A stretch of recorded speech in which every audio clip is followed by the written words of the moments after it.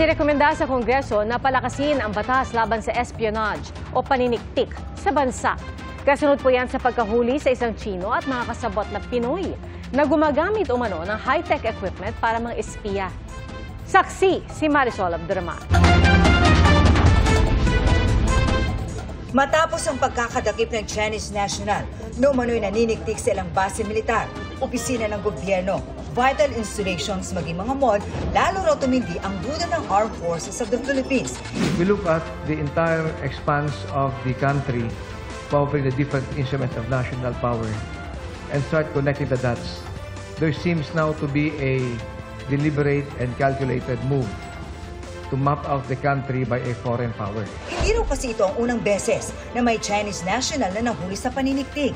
Idagdag pa dyan ang underwater drone na na-recover kamakailan na pang-limang insidente na raw, pati na ang mga pagkaka-aresto sa ilang dayuhang may peking ID at birth certificate, tulad sa kaso ni dismissed Banban Tarlac Mayor Alice Guo.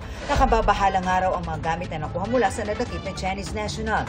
High precision topographic mapping and 3D modeling of military installations and critical infrastructures.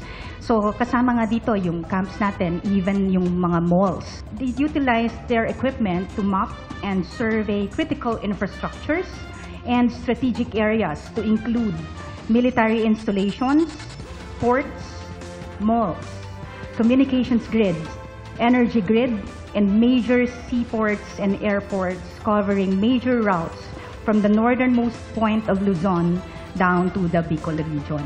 Pero nang tanungin kung nasa likod ng mga insidente ito ay ang China, ayon sa AFP. I do not want to speculate on anything. We base our statements on facts. Ayaw naman daw ng AFP na mag-cause ng alarm, pero nananawagan sila sa publiko na maging mapagmatsyag at agad i-report sa kanila ang mga kahinahinalang kilos. Sa gitna nito, hinimok ni National Security Advisor Secretary Eduardo Año ang Kongreso na palakasin ang batas laban sa espionage. Para sa GMA Integrated News, Marisol Abduraman, ang inyong saksi. Mga kapuso, maging una sa saksi. Mag-subscribe sa GMA Integrated News sa YouTube para sa iba't ibang balita.